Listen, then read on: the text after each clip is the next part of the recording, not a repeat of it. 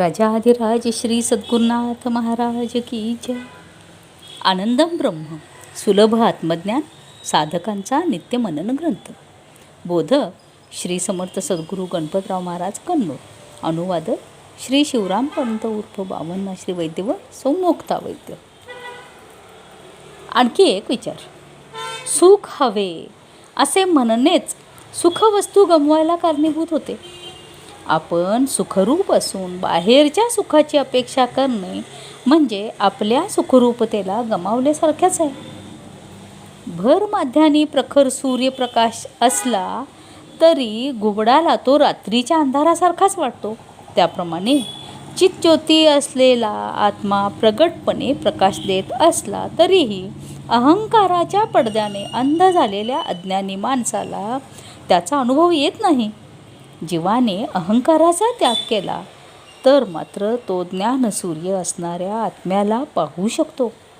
सारांश काय तर अहंकाराचा त्याग करून विषयासक्ती सोडून देऊन आपणच सुखस्वरूप आहोत याच्या दृढ प्रचितीची स्वरूप जागृती आली तरच आपण मुक्त होऊ. येथे काय झाले आहे तर थोडक्यात चुकामुक झाली आहे. जवळच असणारा त्याला सोडून देऊन नसलेल्याच्या मागे मानव लागला आहे. उदाहरण, एका माणसाला फार मोठा रोग झाला होता. वैद्याने त्या कठीण रोगावर एका जडीबुटी वनस्पतीचा रस घेण्यास सांगितले. ती औषधी वनस्पती देश परदेशात शोधली, अरण्यात शोधली, कितीतरी प्रयत्न केले तरीही ती मिळाली नाही म्हणे. पण आश्चर्य हे की ती दिव्य औषधी वनस्पती त्याच्या परसातच होती म्हणे. परमार्थातही असेच झाले आहे. येथेही थोडक्यात चुकले आहे. मीच सुखरूप आहे असे म्हणणारा मुक्त आणि बाहेर सुख शोधणारा बद्ध. बस. आतापर्यंत अहंकार आणि विषयाच्या मिथ्यत्वाचा व्यतिरेक अभ्यास सांगून झाला. आता त्याच्या पुढील अन्वय अभ्यास सांगत आहोत. सर्व नामरूप क्रियाभोग इत्यादी नाहीसे करून स्वरूपातच स्थिरावणे व्यतिरेक होय. ते स्वरूपच नामरूप क्रियाभोग इत्यादी सर्व आहे. अर्थात सर्वच ब्रह्मस्वरूप आहे असे मानून व्यापक ब्रह्मभावाने राहणे हा अन्वय होय. उदाहरण, सर्व लाटा नाहीशा करून पाणी पाहणे ही एक दृष्टी, तर सर्व लाटा पाणीच आहे असे जाणणे ही दुसरी दृष्टी होय. पहिली व्यतिरेक आणि दुसरी अन्वय. आता आम्ही विवरण करत असलेल्या अन्वय अभ्यासात सर्व खल्विदम ब्रह्म अशी सर्वात्मक दृष्टी असते. बायको, मुले, बंधू, आप्त आणि इतर सर्वच ब्रह्मस्वरूप आहेत असे जाणायला हवे. अहंकार, स्वार्थाच्या संकुचित बुद्धीने वर्तन न करता सर्व माझेच स्वरूप आहे, सर्व काही मीच आहे अशा विशाल भावाने व्यवहार करायला हवा. हाच ज्ञानाचा अंतिम अभ्यास होय. अन्वय ज्ञानाला कुठलीही बाधा नसते. असे व्हावे, असे होऊ नये असे त्यात काही नाही. कोणी काही करो किंवा न करो ते ब्रह्मच. एकांत असो किंवा लोकांत असो सर्व काही ब्रह्मच. सर्व काही एकच म्हणणे अखंडानंद रूप होय. हाच सर्वात्मक भाव होय.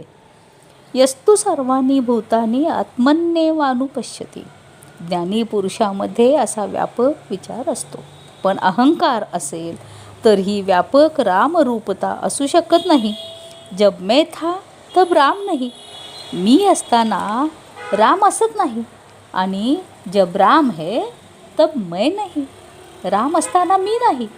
एकाच म्यानात दोन तलवारी असू शकत नाहीत.